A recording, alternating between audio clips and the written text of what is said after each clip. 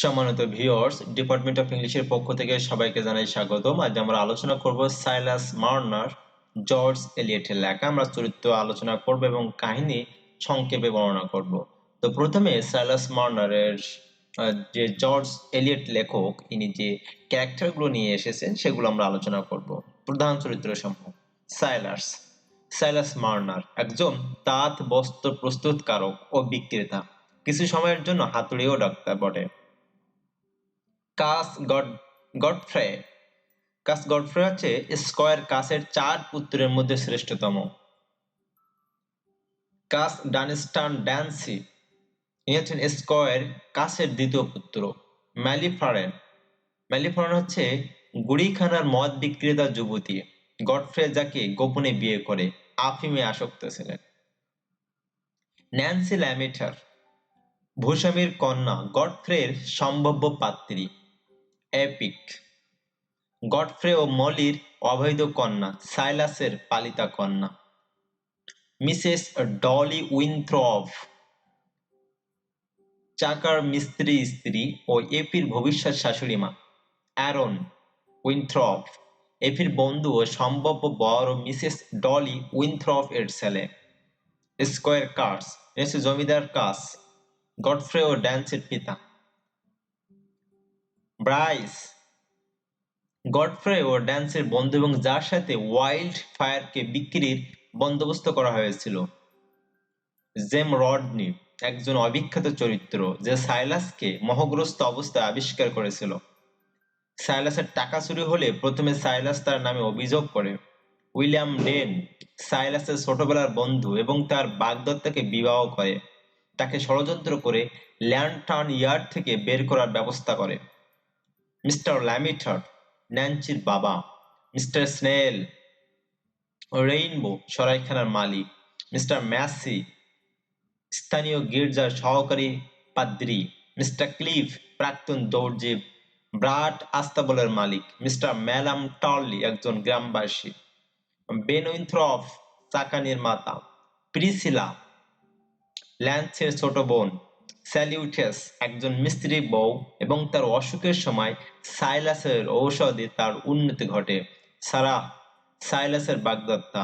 Mister কিম্বল গডফ্রের চাচা ও রাফেলের doctor.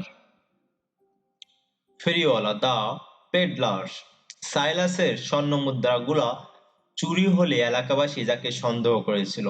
তো এই ছিল প্রধান চরিত্র সমূহ। আপনারা অবশ্যই প্রধান চরিত্র সমূহ একটু ভালো করে শুনবেন এবং বোঝার চেষ্টা করবেন, তাহলে আপনাদের কাহিনীটি বুঝতে সহজ হবে। উপন্যাসের সংক্ষেপে কাহিনী। এখন উপন্যাসের সংক্ষিপ্ত কাহিনী আমরা বর্ণনা করবো। এখন উপন্যাসের শুরুতে সাইলাস মার্নারের হতভাগ্য ও রহস্যময় জীবনের বর্ণনা দেওয়া হয়। ল্যান্টার্ন ইয়ার্ডের একজন তাঁতি সাইলাসের জীবনটা সুখেই ছিল। তার বাগদত্তা সারাহকে পাওয়ার জন্য ছোটবেলার বন্ধু উইলিয়াম ডেন তাকে ষড়যন্ত্র করে ল্যান্টার্ন ইয়ার্ড থেকে চলে যাওয়ার ব্যবস্থা করে।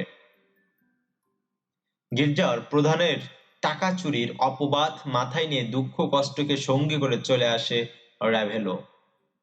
সেখানে সে তাঁতির কাজ করতে থাকে। একসময় তাকে স্বর্ণের লোভে পেয়ে বসে। সারাদিন কাজ করে একসময় সে অনেকগুলো স্বর্ণ মুদ্রার মালিক হয়।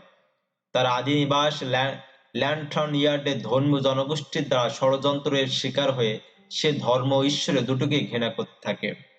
সাধারণ মানুষের সাথেও তার খুব একটা ভালো সম্পর্ক ছিল না।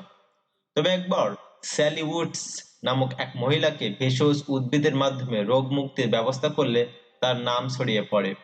মানুষ তার কাছে চিকিৎসার জন্য আসা শুরু করলে সে নিজেই বিরক্ত হয়ে যায়। এটা হচ্ছে প্রথম এবং দ্বিতীয় অধ্যায়ের টেল অফ টু সিটিজ।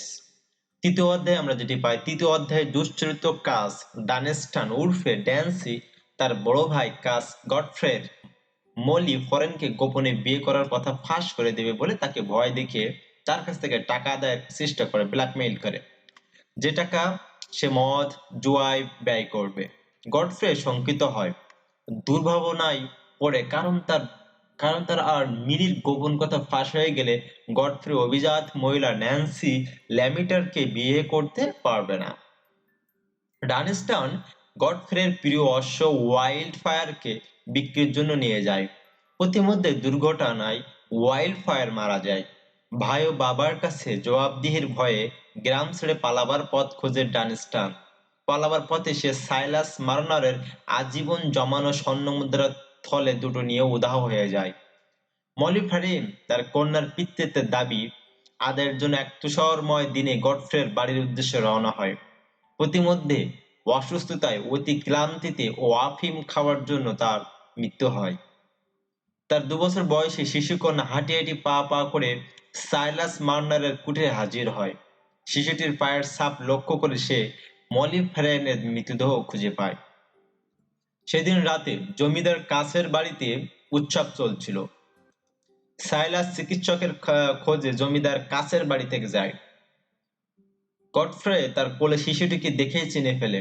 চিকিৎসক মলিকে পরীক্ষা করে মৃত ঘোষণা করে। গডফ্রে হন্তদন্ত হয়ে সাইলাসের বাসায় যায় এবং তাকে কিছু অর্থ সাহায্য প্রদান করে এবং ভবিষ্যতে আরো সাহায্য করবে বলে জানায়। সোনালী চুলের অপূর্ব সুন্দর শিশুটিকে সাইলাস ঈশ্বর প্রদত্ত রহমত ভেবে নিজ কন্যার মতো লালন পালন করতে থাকে। নাম দেয় এপি বা এপিক।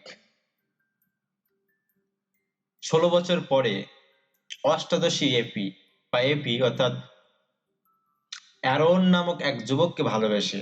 অর্থাৎ এপি অ্যারন নামক এক যুবককে ভালোবাসে। বিয়ে করতে হলে এপি তাকেই বিয়ে করবে বলে তার পালক পিতা সাইলাসকে জানায়। ইতিমধ্যে গডফ্রে ও ন্যান্সি দম্পতি এক সন্তানের জন্ম দেয়। শিশুটি অকালেই মারা যায়। কর্তব্য সচেতন গডফ্রে সাইলাসের পালিতা কন্যা ঠিক চিনতে পেরেও ন্যান্সি ও সমাজের ভয়ে তাকে স্বীকৃতি না দিলেও পরোক্ষ সাইলাসকে অনেক সাহায্য করে সচ্ছল জীবনযাপনের জন্য। অনেকদিন পর ডানস্টান গডফ্রের মৃতদেহ আবিষ্কৃত হয়। সাইলাসের স্বর্ণ মুদ্রার থলে দুটি উদ্ধার হয়। বিবেকের যন্ত্রণায় অস্থির হয়ে গডফ্রে একদিন ন্যান্সির কাছে তার জীবনের সব গোপন কথা প্রকাশ করলো। অনেক আশঙ্কা সত্ত্বেও আশ্চর্যের বিষয়, ন্যান্সি গডফ্রের গোপন ঘটনা সব শুনেও কোনো বিরুদ্ধ মন্তব্য বা আচরণ তো করলই না এবং এপিকে পিতৃগৃহে ফিরিয়ে আনার প্রস্তাব করলো। সেই অনুসারে গডফ্রে ও ন্যান্সি একদিন সাইলাসের কুঠিরে হাজির হয়ে সেই প্রস্তাব করলো। এপিকে কোলে পিঠে করে মানুষ করলো সাইলাস তার পালক পিতৃত্বের দাবিতে অনড় থাকলো না। সাইলাস এপির সিদ্ধান্তকেই প্রাধান্য দিল। এপি তার জন্মদাতা ভূস্বামী পিতার আভিজাত্যে আকৃষ্ট হলো না। এই পিতার দরিদ্র পালক পিতার কাছেই থাকতে চাইল। কোন অভিজাত পরিবারের যুবককে বিয়ে করার প্রস্তাব প্রত্যাখ্যান করে দরিদ্র ঘরের সন্তান এরিনকেই বিয়ে করার সিদ্ধান্ত ন্যান্সি ও গডফ্রে দম্পতিকে জানিয়ে দিল। সবশেষে সবার সম্মতি ও সহযোগিতায় এপি ও অ্যারেনের বিয়ে হয়ে গেল কোনো এক বসন্ত দিনে। সাইলাস মার্নারের রহস্য ঘেরা জীবন আর গডফ্রে ডানস্টনের অন্তকলহের জটিলতা দিয়ে উপন্যাসটির সূচনা হলেও উপন্যাসটির শেষে মিলনান্তকয় হয়। সম্ভবত পাঠকের সহজ গ্রাহ্যতার আশায়, না হলে শুধু সাইলাসের জীবন বা গডফ্রে ডানস্টনের দ্বন্দ্ব সম্পর্কে নিয়ে উপন্যাসটি একটি পূর্ণাঙ্গ উপন্যাস হতে পারত। চার্লস ডিকেন্স তার গ্রেট এক্সপেকটেশন উপন্যাসটির শেষ অংশ পরিবর্তন করে মিলনাত্মক করেছিলেন পাঠক প্রিয়তার আশায়। বলা যায়, ভিক্টোরিয়ান উপন্যাসিকদের অনেকেই পাঠক প্রিয়তাকে অগ্রাধিকার দিতেন। অনেক ব্যতিক্রম আছে। জর্জ এলিয়ট সহজ পথটি বেছে নেন।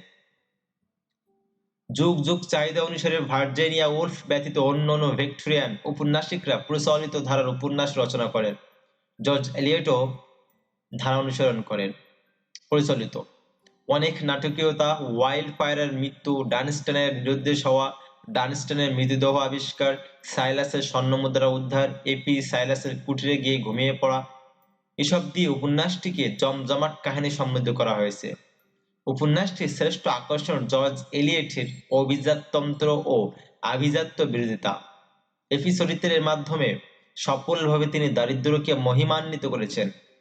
তার মানবতাবাদী প্রগতিশীল দার্শনিক স্বামী জর্জ হেনরি লুইয়ের চিন্তায় প্রভাবিত হয়ে তিনি এরকম দৃষ্টিভঙ্গি অর্জন করে এপি চরিত্রের মাধ্যমে তার বহিঃপ্রকাশ ঘটান।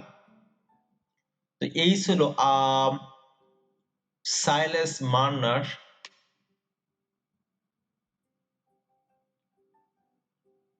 তো আজ এই পর্যন্ত। অন্য একদিন অন্য কোনো বিষয় নিয়ে আবার আপনাদের সামনে হাজির হব। ততদিন সুস্থ থাকুন, ভালো থাকুন। Bye bye.